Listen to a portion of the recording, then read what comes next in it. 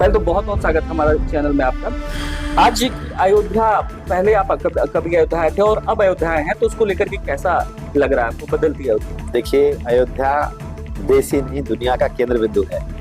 और यदि राज्य की व्यवस्थाएं देखना है तो हमारे राम से सीखी जाए। और उनके राज्य की जो विशेषता थी, दैहिक दैविक भौतिक तापा राम राज्य नहीं कहु व्यापा। उनके राज्य में लोग सभी स्वस्थ थे, प्राकृतिक आपदाएं नहीं थी, सभी समृद्ध थे। और आज उसी संकल्पना को लेके पूज्य योगी जी और पूज्य हमारे मोदी जी दोनों संत हैं, इसी मुद्दे को लेके काम कर रहे हैं कि हम अपने राज्य में कैसे लोग सभी स्वस्थ हों, सभी समृद्ध हों, बेरोजगारी समाप्त हो, पर्यावरण का संकट समाप्त हो, हर हाथ को काम हो, हर खेत को पानी हो। इसी विषय को लेके हमारे उत्तर प्रदेश के माननीय मुख्यमंत्री जी काम कर रहे हैं। और उन्होंने हम लोगों को निर्देशित किया है गौ सेवा आयोग को कि प्रथम चरण में उत्तर प्रदेश के 18 मंडलों में से 8 मंडलों को गौशालाओं को आत्मनिर्भर बनाने का और गौशालाओं को समृद्धि की केंद्र बनाने की शुरुआत की जाए। और उसी परिप्रेक्ष्य में हमारा एक काशी मंडल है, दूसरा गोरखपुर है, तीसरा अयोध्या है, चौथा लखनऊ है, 5वां ब्रज क्षेत्र है, 6वां बरेली, 7वां झांसी और 8वां चित्रकूट। इन मंडलों में से हम लोग अयोध्या मंडल में आए हैं। इसके पहले भी हमारी मंडलीय समीक्षा बैठक हुई थी कमिश्नर साहब की उपस्थिति में। यहाँ इस मंडल में जो गौवंश है उनका रहन सहन, खाना पीना, संवर्धन, नस्ल सुधार, हरे चारे का प्रबंधन, गौमूत्र गोबर का उपयोग, बायोगैस, प्राकृतिक खेती, पंचगव्य उत्पाद, इन सारे विषयों को लेकर आज आचार्य नरेंद्र कृषि विश्वविद्यालय में कुलपति जी के साथ में हमारे यहाँ जो शासन के जो हमारे अधिकारी हैं, जिसमें मुख्य पशु चिकित्सा अधिकारी, कृषि विभाग से deputy director agriculture, horticulture, NRLM, इन सभी विभागों के अधिकारियों के साथ में कार्य योजना बैठक रखी गई है, जिसमें हम तैयार करेंगे कि पूरे अयोध्या में जो आबादी लगभग 25 लाख के आसपास संभवतः यहाँ की आबादी है, और 25 लाख की आबादी यदि है तो 5 लाख परिवार है। 5 लाख परिवार में यहाँ गौवंश की संख्या लगभग 2 लाख सवा 2 लाख के आसपास है। हम चाहते हैं कि हर किसान के पास में कम से कम 1 गाय 2 गाय हो, उसका 5 से 7 लीटर गौमूत्र इकट्ठा हो, उसके घर में गोबर गैस हो, और वो गौ आधारित प्राकृतिक खेती करें, जिससे परिवारजनों की थाली में जहर मुक्त भोजन, बच्चों की थाली में जहर मुक्त भोजन। क्योंकि हर माता पिता चाहता है कि मेरे बच्चे स्वस्थ हों, मेरे बच्चे समृद्ध हों, तो वो स्वस्थ समृद्धि का आधार भोजन है और जहर मुक्त भोजन देना हमारी गौ की अगर बात आती है तो तिरुपति बालाजी में जिस तरीके से एक बार प्रसाद में कुछ मिलावटी का आया था, उस टाइम पे पंचगव्य की बात कही जा रही थी, तब उसमें गाय की ज्यादा जरूरत पड़ी। उस समय इस तरीके से पंचगव्य, अब पंचगव्य का भी कुछ आप तैयार कर रहे हैं उसको लेकर? पंचगव्य का मतलब होता है 5 चीजें गाय से प्राप्त होती हैं: दूध, घी, दही, गोबर, गौमूत्र।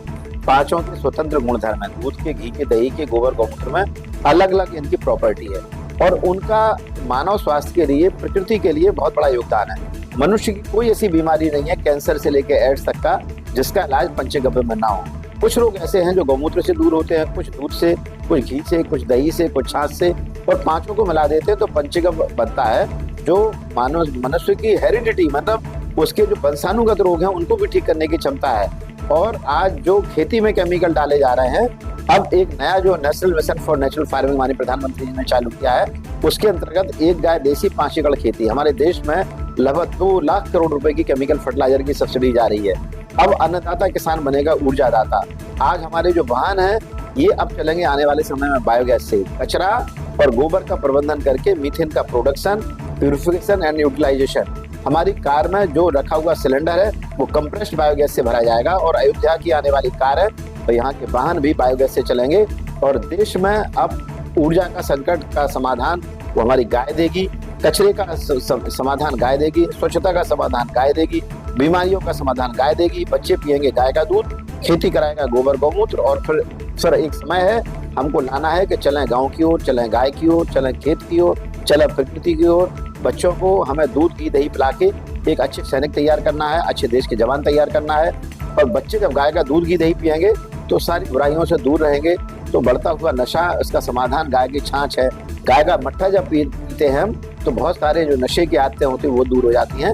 इन सभी आधारों को लेते हुए आज हम लोग आए हुए हैं, और यहाँ नस्ल संवर्धन को लेके, हरे चारे को लेके और गौ आधारित खेती को लेके हम लोग प्लान कर रहे हैं। और आज एक कार्य योजना बैठक है, ये कोई गोष्ठी नहीं है कि हम लोग अपने विचारों को देंगे, बल्कि हम अयोध्या को इस प्रदेश का एक बेहतर जिला कैसे बना सकते हैं, देश का बेहतर जिला कैसे बना सकते हैं, और विश्व स्तर पर ये वैश्विक केंद्र है। ये केवल जो है भारत का केंद्र नहीं है, वैश्विक स्तर पर अयोध्या की छवि, अयोध्या में जो व्यक्ति आएगा उसकी थाली में केमिकल फ्री भोजन परोसना है। लोग कहेंगे हमें भोजन करना है तो जैसा अयोध्या में मैंने भोजन किया ऐसा भोजन हमें कैसे उपलब्ध हो, मिलेट्स का भोजन होगा और उनके भोजन में हमारे गाय का दूध की दही होगा।